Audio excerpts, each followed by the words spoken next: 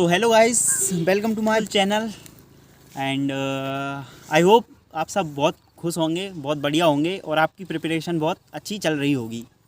तो गाइस, आज मैं आप लोगों को बताने वाला हूं कि जैसा आपने थंबनेल में तो देख ही लिया होगा, आज हम बात करेंगे कि नीट में कैसे आप 350 प्लस स्कोर कर सकते हो बायोलॉजी में आउट ऑफ 360।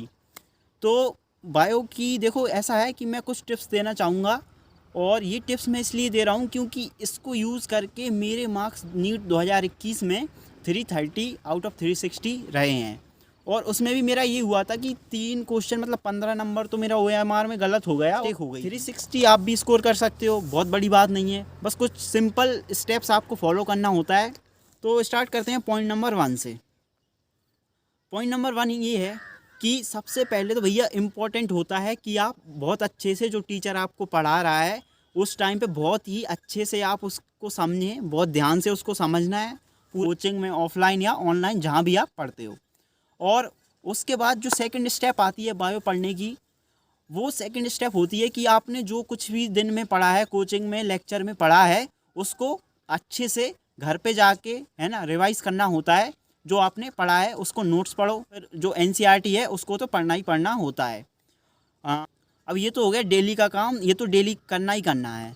इसके बाद ये होता है कि जो टॉपिक आपने 3 दिन पहले पढ़ा था वो 3 दिन बाद आप उसको रिवाइज तो ज़रूर करें एक बार। कहने का मतलब ये है कि लगभग 40 से 50 दिन में अगर एक टॉपिक को आप 3 से 4 बार रिवाइज कर लेते हैं, मतलब पहले 3 दिन का गैप, उसके बाद 1 वीक का गैप, फिर 1 महीने का गैप, तो अब जो आपका जो भी आपने पढ़ा है, जो भी याद किया है बायो में, वो लॉन्ग टर्म मेमोरी में कन्वर्ट हो जाता है। जब हम पढ़ते हैं तो वो शॉर्ट टर्म मेमोरी में जाता है, लेकिन जब बार बार रिवीजन करते हैं तो उसका एक यही बेनिफिट होता है कि वो शॉर्ट टर्म मेमोरी से लॉन्ग टर्म मेमोरी में कन्वर्ट हो जाता है। 4 की तो फोर्थ स्टेप में आपको ये करना है कि पहला हो गया हमारा कि लेक्चर अच्छे से पढ़ना है, फिर उसका घर पे रिवीजन करना है, फिर उसका कुछ मल्टीपल डेज में उसका रिवीजन करना है। इसके बाद जो कुछ ऐसी चीज़ें होती हैं बायोलॉजी में जो कि हमें एकदम रटना पड़ता है, बहुत अच्छे से याद करना पड़ता है और जो हम बार बार भूल भी जाते हैं, तो उनके लिए कुछ नहीं करना है। सुबह आप डेली उठ के आपको बायो पढ़ना है ना, 10 मिनट 20 मिनट या आधे घंटा,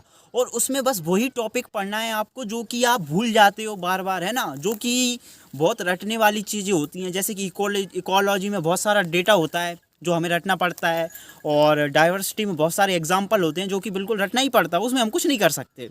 कितना भी समझ लो, रटना तो एट द एंड तुम्हें पढ़ना ही पड़ेगा उसमें, है ना। तो ऐसे टॉपिक्स के लिए सिंपल होता है कि सुबह उठो, 20 मिनट आधे घंटा निकालो और उसमें बस वही टॉपिक्स को रटते जाओ रटते जाओ रटते जाओ।